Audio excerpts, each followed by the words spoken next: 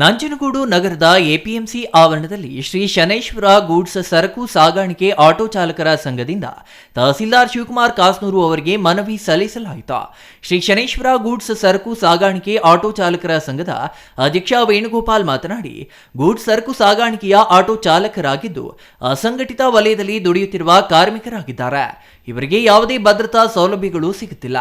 ರಾಜ್ಯ ಸರ್ಕಾರ ಸ್ಥಾಪಿಸಿರುವ ರಾಜ್ಯ ಅಸಂಘಟಿತ ಕಾರ್ಮಿಕರ ಸಾಮಾಜಿಕ ಭದ್ರತಾ ಮಂಡಳಿಯಿಂದ ವಾಹನ ಚಾಲಕರಿಗೆ ಸಾಮಾಜಿಕ ಭದ್ರತಾ ಯೋಜನೆ ಕಲ್ಪಿಸಿಲ್ಲ ಎಂದರು.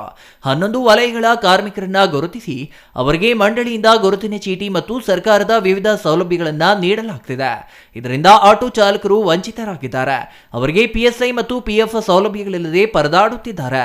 ಜಂಟಿ ಕಾರ್ಯದರ್ಶಿಗೆ ಈಗಾಗಲೇ ಪತ್ರ ಬರೆದಿದ್ದು ಕೂಡಲೇ ಸಂಘದ ಮನವಿ ಪರಿಗಣಿಸಿ ಅಸಂಘಟಿತ ವಲಯ ಕಾರ್ಮಿಕರೆಂದು ಪರಿಗಣಿಸಿ ಸಾಮಾಜಿಕ ಭದ್ರತಾ ಸೌಲಭ್ಯಗಳನ್ನು ಪಡೆಯಲು ಅನುವು ಮಾಡಿಕೊಡಬೇಕು ಎಂದು ಒತ್ತಾಯಿಸಿದ್ದಾರೆ. ಈ ಸಂದರ್ಭದಲ್ಲಿ ಶ್ರೀ ಶನೈಶ್ವರ ಗೂಡ್ಸ್ ಸರಕು ಸಾಗಾಣಿಕೆ ಆಟೋ ಚಾಲಕರ ಸಂಘದ ಅಧ್ಯಕ್ಷ ವೇಣುಗೋಪಾಲ್, ಉಪಾಧ್ಯಕ್ಷ ರವೀಂದ್ರನ್, ಪ್ರಧಾನ ಕಾರ್ಯದರ್ಶಿ ರಾಜೇಶ್, ಖಜಾಂಚಿ ರಮೇಶ್, ಕಾರ್ಯದರ್ಶಿ ಪ್ರಕಾಶ್ ಇನ್ನೂ ಹಲವರು ಹಾಜರಿದ್ದರು.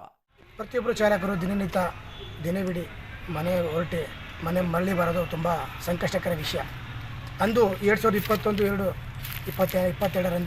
ಸರ್ಕಾರಕ್ಕೆ ಮನವಿ ಪತ್ರ ಸಲ್ಲಿಸಿದ್ವಿ. ನಮ್ಮನ್ನು ಸಹ ಅಸಂಘಟಿತ ವಲಯಕ್ಕೆ ಸೇರ್ಪಡೆ ಮಾಡಿಕೊಡಿ, ನಮ್ಮ ಮನವಿಯನ್ನು ಪರಿಶೀಲಿಸಿ EAPay ಮತ್ತು ವೃದ್ಧಾಪ್ಯ ವೇತನ ಮತ್ತು EAPay ಪಿಂಚಣಿ ಮತ್ತು ಚಿಕಿತ್ಸೆ ನಂತರ ಮಕ್ಕಳಿಗೆ ಎಜುಕೇಷನ್ ಮತ್ತು ವಿತರಣೆಗಳು ಮತ್ತು ಚಿಕಿತ್ಸೆ ವೆಚ್ಚಗಳನ್ನು ಕೊಡಬೇಕಂತ ಮನವಿ ಸಲ್ಲಿಸಿದ್ವಿ. ಸರ್ಕಾರ ಅದು ಮನಗೊಂಡು ಇಂದು ಅವರಿಗೆ ಎಲ್ಲರಿಗೂ ಸಹ ಸಂಘಟನೆಯಿಂದ ಹಲವು ಅಸಂಘಟಿತರ ವಲಯಕ್ಕೆ ನಮ್ಮನ್ನು ಸಹ ಚಾಲಕರು ಸೇರ್ಪಡೆಗೊಂಡಿದ್ದಾರೆ. ನಾವು ವಿಷಯ ತಿಳಿಸೋದಂದರೆ ಪ್ರತಿಯೊಬ್ಬ ಚಾಲಕರು ಈ ಕಾರ್ಮಿಕರ ವೇತನವನ್ನು ಸದುಪಯೋಗ ಪಡೆದುಕೊಳ್ಬೇಕಂತ ವಿನಂತಿಸ್ತೇವೆ. ಕೆಲವು ಜನಗಳಿಗೆ ಗೊತ್ತೇ ಇಲ್ಲ.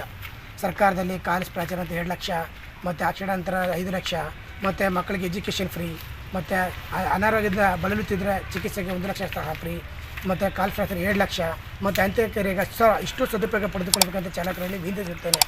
Kumar, CTV news, Nanjangud.